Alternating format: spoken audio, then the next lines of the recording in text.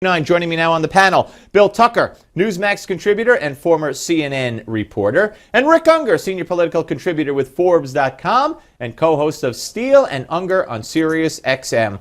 All right, Bill, let me ask you. We've been talking with Tim Graham about the whole debacle of the Trump and O'Reilly interview. I mean, to me, Bill should be embarrassed beyond belief. I agree. Look, Trump said he wasn't going to do it. He didn't do it. He got free publicity all day long yesterday, and then Bill O'Reilly comes on and has to beg and shill for Fox, and he show up. I frankly was shocked, puzzled, and amused, to be honest with you.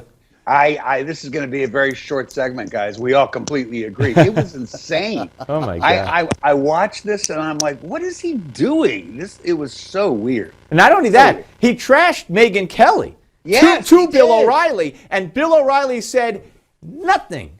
Right. Nothing, Rick. Nothing at all. I stand up for you, Steve, all the time. See? I wouldn't let that happen. Bill, you surprised that? I mean, he didn't say something? No, I am. I'm surprised this whole thing came up because wasn't part of the deal when Trump came on he wasn't going to ask him about the debate? Yes. And then he did. Yes, and he admits he agreed to it, but then he says, I don't take dictate from people like you, but he agreed to taking a dictate from someone like him, Rick. I think they deserve each other. It's a perfect pairing. All right, let me ask you this. What do you think is going to happen, Rick, tonight? We're showing the Trump Drake University alternate event for the veterans here, live on Newsmax TV at 9 o'clock. Don't go away, folks. What do you think is going to happen ratings-wise with the debate and that event? Well, look, in terms of the Fox debate, ratings were not, with every single debate, ratings tend to come down unless there's something that the viewers are looking for. I think the last debate, everybody was waiting to see what would happen between Ted Cruz and Donald Trump. Well, that's happened now. So I don't think that there was as much interest to begin with.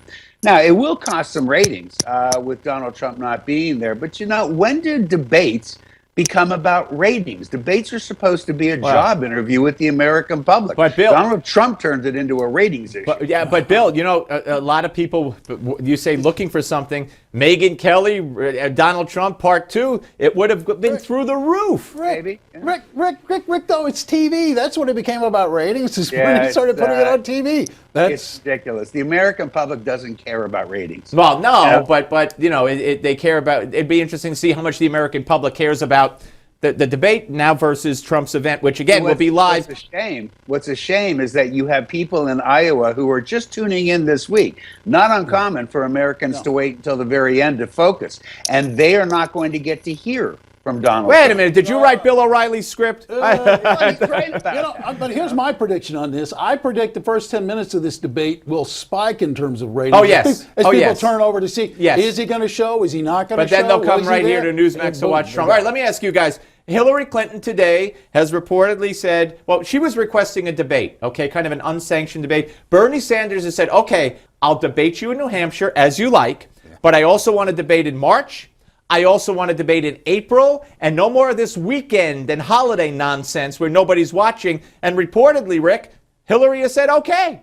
Yeah, well, good for Bernie, because as a Democrat, I have been absolutely disgusted and embarrassed, and pick any other adjectives you want, when it comes to the way this debate thing was handled. It has been god-awful, and shame on the DNC for letting this happen. All right, Bill, let me throw this in here for you.